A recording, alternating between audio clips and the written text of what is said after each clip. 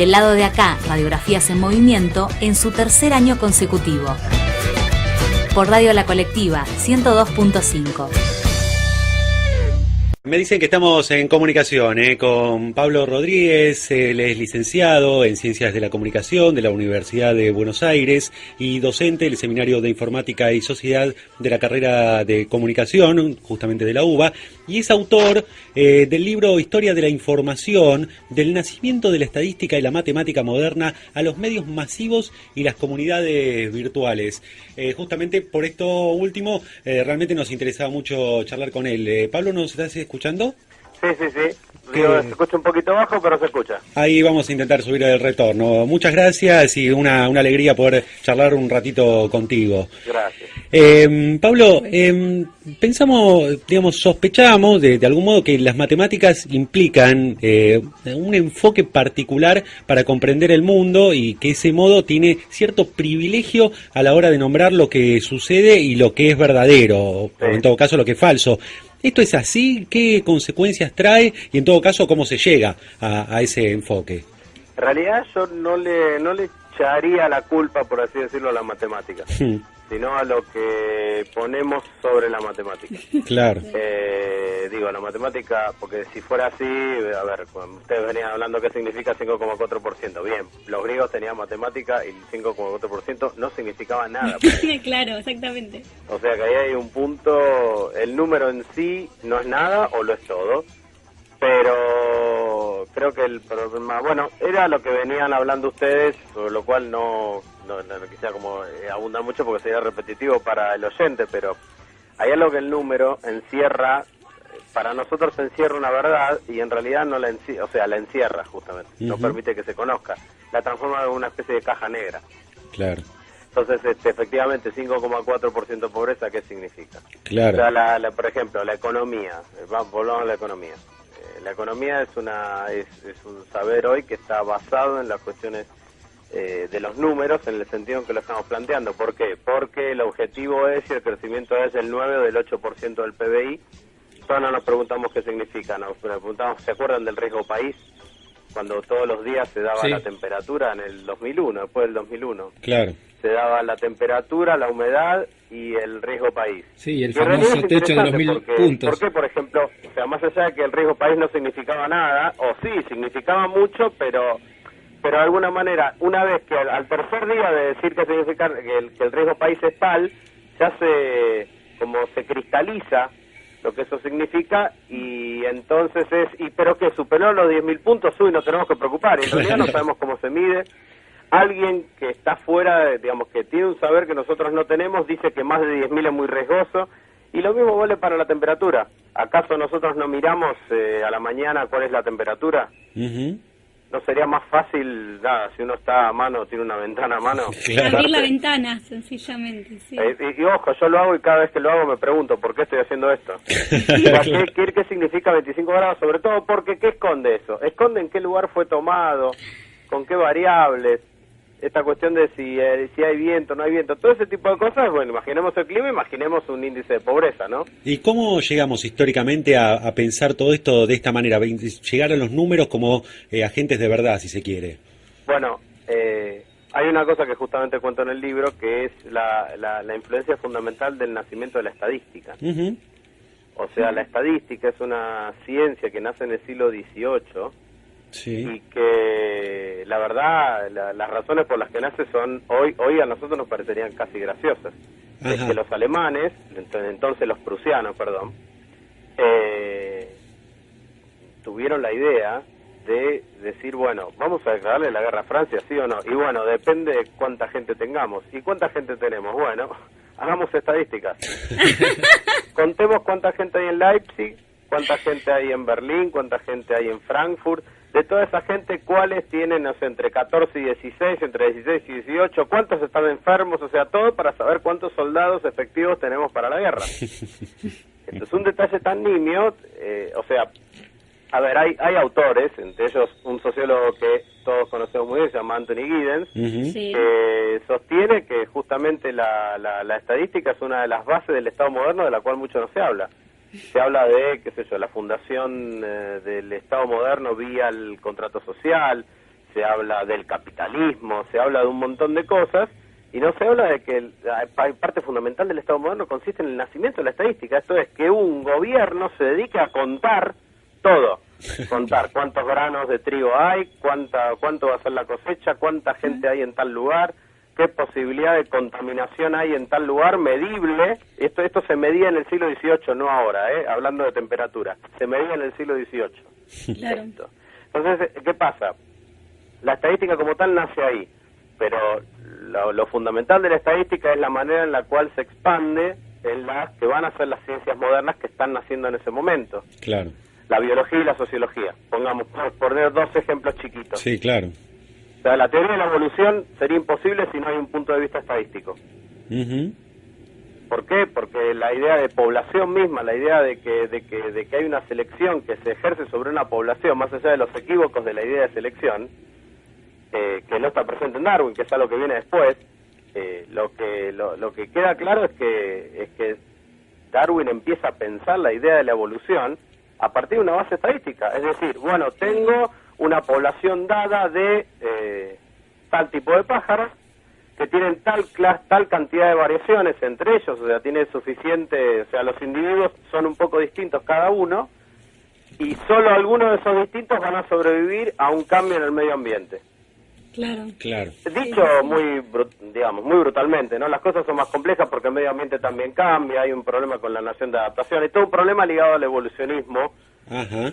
que no es exactamente otra evolución, que complica las cosas. Pero para decirlo llanamente, hay que pensar eso, hay que pensar la termodinámica. La termodinámica, base de la física del siglo XIX, surge a partir de la estadística. Claro. Porque la estadística, en el caso de la termodinámica, significaba que yo no puedo comprender el comportamiento de millones de moléculas de gas por la simple agregación del comportamiento de cada una de las moléculas. Claro. Muy bien, estamos... O sea, funcionan, todas juntas funcionan de manera diferente que cada una por separado. Si las contamos todas, son 2 millones, bueno, veamos cómo funciona cada una. Claro. Y todo eso es una medida estadística. La medida estadística es lo que hacen hacer la ciencia de la información. El número mismo es lo que justifica una computadora, un celular. O sea que en el fondo, lo que digo es esto, para volver sobre la cuestión principal, el problema no es el número, sino que nosotros comprendemos al número de manera estadística, por lo menos del siglo XVIII. Claro. Sí. Bien, estamos en contacto con Pablo Rodríguez, licenciado en Ciencias de la Comunicación. Pablo, recién comentabas respecto de los comienzos de la estadística, digamos que tienen que ver con el ejército prusiano. Sí. Y yo pensaba que se ha dicho que los monstruos que engendra la razón instrumental, por ejemplo, salieron a volar durante el nazismo. Sí. Decime si esto es así. He escuchado por ahí que, por ejemplo, la cámara de gas era el modo más económico o, digamos, el uso de la razón instrumental determinaba que era el mejor modo de exterminio, digamos, llevado a ese nivel, ¿no? El raciocinio, si se quiere, utilizado para exterminar. Entonces yo me preguntaba y quería hacer extensiva esta pregunta, ¿cuáles serían hoy los monstruos que engendra la razón instrumental? ¿A vos qué A mí te me parece parece? el principal de todos está en la economía para mí. Ah, mira. O sea, esa es la economía el gran problema, porque la economía es lo que... Porque el problema es que con esto que decíamos antes, de que el número encierra una significación que parece ser muy importante, pero nadie la conoce, salvo el economista que la profiere, de pronto, se arma un gran programa de ajuste fiscal que deja en la hambruna un montón de gente porque hay que cumplir con ciertas metas. Y esto, quiero recalcarlo, no tiene que ver con ser más o menos progresista, no es el neoliberalismo es así y el progresismo de otro. No, esto funciona a nivel global, es así, la economía funciona así. ¿Sí? Esto es algo que ya desde el siglo XIX, digamos, para hacer una traslación es lo que Marx digamos, señalaba cuando notaba la diferencia entre trabajo vivo y trabajo abstracto. Claro. Sí. O cuando describe de manera brillante el problema de la mercancía. O sea, el problema de la mercancía, ese es un buen ejemplo. El problema de la mercancía, bueno, ustedes lo sabrán, bueno, para quien no lo sepa, Marx sostenía que cualquier objeto tiene una cantidad de trabajo inserto, o sea, es producto de una cantidad de trabajo que se mide. Pero ese trabajo no es solo una cantidad, es una calidad y una intensidad, Claro. es un cuerpo que está produciendo tal cosa, o varios cuerpos, y que entonces eso ya hay un primer proceso de abstracción, pero ese proceso de abstracción se culmina cuando dos mercancías se relacionan entre sí solo por una relación numérica. Ujú. Una silla vale, no sé, 4 libros. Claro. Entonces, a partir de ahí, uno ya olvida, o sea, al hacer 1 igual a 4, ya se olvida la cantidad de trabajo inserto en cada uno de los libros y en la silla. Entonces, eso también es en algún sentido una medida estadística, pero digamos, hay que distinguir. La estadística como tal es un modelo epistemológico que funcionó para comprender un montón de cosas que sin la estadística no sabíamos cómo se iba a comprender. El problema es que hoy, para decirlo en términos justamente marxistas, está reificada la estadística. Claro. La estadística dice la verdad. O sea, si el crecimiento es el 9%, está bien. No importa si el crecimiento supone que hay un montón de gente comprándose 90 autos 0 kilómetros. Eso no es crecimiento. O Claro. sea, pero un economista va a decir, no, el consumo creció al 30%. Entonces Claro. es mejor comparado con el mismo mes del año pasado, donde había crecido el 28%, y la diferencia es el 2%. Estamos re bien. Claro. ¿No? ¿Qué significa eso? Entonces ahí yo creo que ¿por qué en la economía está eso? Porque la economía está mostrada como un saber que dice la verdad sobre cosas que son eminentemente políticas y Ujú. sociales. Sí, claro.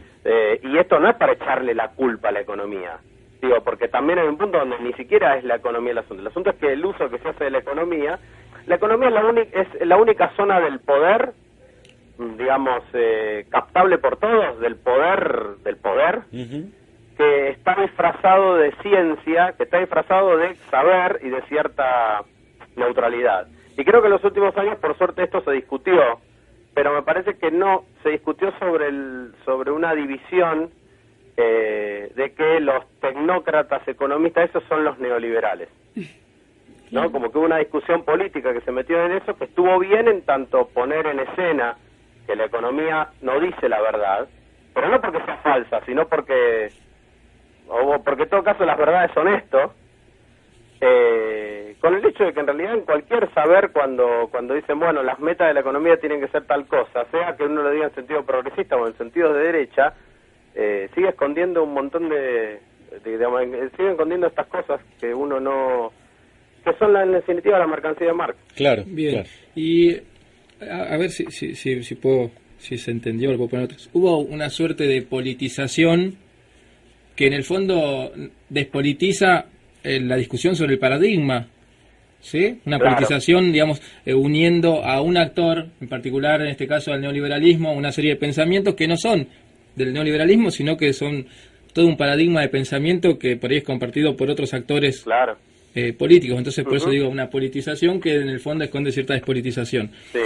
Pero quería ya para ir terminando, preguntarte si vos ves algún indicio de que este paradigma, por decirlo así, tenga fallas, tenga grietas que puedan hacer pensar en un futuro cambio de ese paradigma. ¿Hay algún Bueno. lugar por donde haga agua que sea totalmente visible hoy en día? Bueno, en realidad, así para decirlo muy simplemente, cada vez que hay una medida de resistencia a un ajuste, está habiendo eso. Mm. Porque los ajustes siempre se justifican en términos de números. Los números no cierran. Y los números no cierran significa, nunca sale la pregunta de, y bueno, que no cierren, ¿qué pasa si no cierran? O sea, los números tienen que cerrar. Claro. ¿No? Entonces ahí está ¿qué pasa si no cierran los números? A ver, probemos. Entonces, claro, creo que ahí hay un principio de salida. Sí, Yo creo que claro. nosotros en Argentina hemos tenido, del 2001 en adelante, tuvimos como un gran experimento que de lo que ahora pasa en Europa, que tiene que ver con haber justamente sufrido un cierto endioseamiento de ciertos números, que sí son derivados de la época del menemismo, notablemente la convertibilidad, y que efectivamente, digamos, desde el gobierno se empezó a discutir la idea de que el gasto público estaba mal, Ujú. ¿no? Claro. Ahora, es el mismo gobierno que dice el gasto público está bien, el que dice, tenemos crecimiento de 8% a tasas chinas, el consumo de autos creció el 40%, y decir, bueno, está bien, pero es obvio que el consumo de autos crece porque es un modo de ahorro, pero no es un modo genuino de crecimiento. Claro. Si yo cambio cada 2 años el plasma, no está bueno eso. Y además, ¿qué modelo de vida supone? Es un modelo de consumismo, entonces el bienestar está asociado al consumismo, entonces ahí estamos en un problema. Sí. Digo, si este es el pensamiento progresista, estamos en un problema gravísimo. Claro. Sí, sí. O sea, pero no porque no, pero digo, hay que discutirlo. O sea, está muy bien hacer tabla rasa y discutir las consecuencias de la economía como un saber que dice los números tienen que cerrar así y asá, la relación entre el PBI y el gasto tiene que ser esto es lo ideal, esto es lo óptimo. Está muy bien discutir eso, pero si uno se va a basar para discutir eso en que, mirá los logros, te los mido económicamente y estos son los logros, bueno, otra vez estás escondiendo, dentro de los números, está escondiendo una realidad que no está descrita para nada en esos números. Exactamente. Entonces ahí está el problema. Por eso digo que, digamos, ahí está. Yo inicié la respuesta diciendo, por ahí, cada vez que hay una resistencia, un ajuste, hay un principio de discusión de problemas, bueno, ahí es donde digamos, los movimientos políticos tienen que ser mucho más agudos en la discusión de la economía hasta el final. Claro. No para decir después, qué bueno, vendemos mucho más autos, vivimos mejor. Claro, o queremos más laburo, ¿no? Con lo cual... O queremos más laburo Claro. También, claro. Bueno, eso ya es una discusión todavía más. Todo otro problema. Si llegamos hasta ahí, no estaríamos acá. Ahora, Pablo, por último Sí. te quería preguntar, digamos, la mirada de los números es la mirada legítima, ¿sí? O la mirada que hoy predomina, hegemónica, si se quiere. ¿Qué otras miradas posibles quedan afuera? Qué sé yo, digo, a la hora de pensar una resistencia, ¿qué otras miradas, desde qué otro lugar, desde qué otro paradigma se puede pensar justamente el enfoque de la vida, ¿no? Bueno, creo que debería estar un poco más relacionado con lo que dije al principio sobre qué necesidad hay de mirar qué temperatura hace, si uno Claro. puede abrir una ventana. Por ahí no se puede abrir una ventana, el departamento da a un interior y entonces no se puede. Está bien, perfecto, pero en todos los casos en que se puede, parece que tiene que ver con que con tener como una instancia más, estar más atento y tener una instancia más cualitativa de ver el mundo. Ujú. Entonces, por ejemplo, no sé, aplicado a la cuestión por ejemplo, no sé, los índices de pobreza, y uno puede decir la pobreza subió, bajó y tocar los números.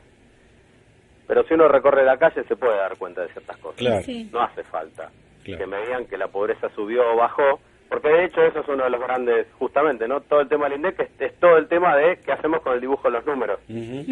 Es efectivamente ese. Y a la vez es un momento de verdad. En realidad es un momento de verdad lo del INDEC.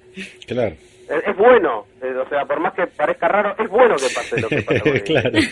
Es bueno, porque pone en escena la cuestión de que los números, la verdad que todo bien, pero si hay más gente revolviendo basura en la calle y ves más gente durmiendo en la calle, la verdad que es un signo.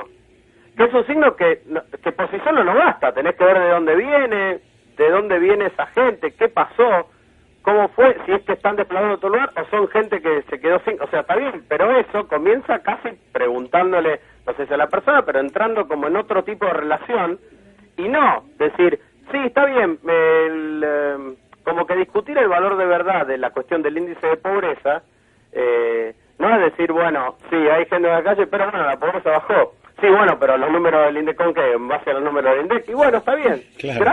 Gracias a que discutimos el número del INDEC nos damos cuenta que los números pueden ser una mentira. Totalmente. Por ejemplo, esta cuestión de la inflación, ¿no? Digo, hay inflación y que Moreno y que es inflación, no. En realidad es una discusión baladí.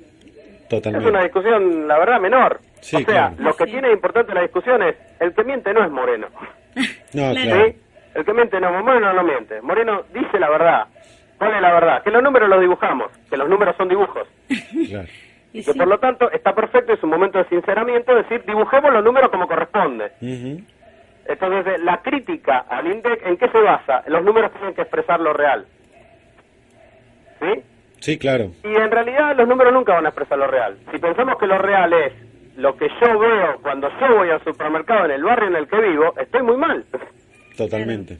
Totalmente. Entonces, de discutir el número es también discutir nuestras propias evidencias sobre el mundo en el que vivimos. Por eso digo, una salida del número es también ser crítico respecto de lo que uno mismo percibe. Y pensar en la experiencia, ¿no? Si se quiere, la experiencia como modo de abordar de otro modo la vida, La evidentemente. realidad también. Pablo Rodríguez, licenciado en Ciencias de la Comunicación, autor del libro Historia de la Información, del nacimiento de la estadística y la matemática moderna a los medios masivos y las comunidades virtuales. Muchísimas gracias por haberse No, gracias comunicado a con ustedes. nosotros.